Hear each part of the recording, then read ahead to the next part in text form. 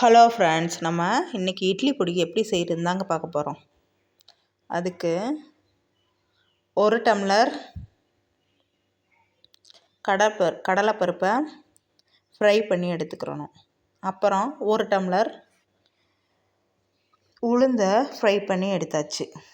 அப்புறம் லைட்டாக எண்ணெய் ஊற்றி ஒரு 10 பட்டை வத்தல் போட்டு ஃப்ரை பண்ணிக்கிறணும். நம்ம காரத்துக்கு ஏற்றாப்புல அதையும் ஃப்ரை பண்ணி எடுத்து வச்சாச்சு.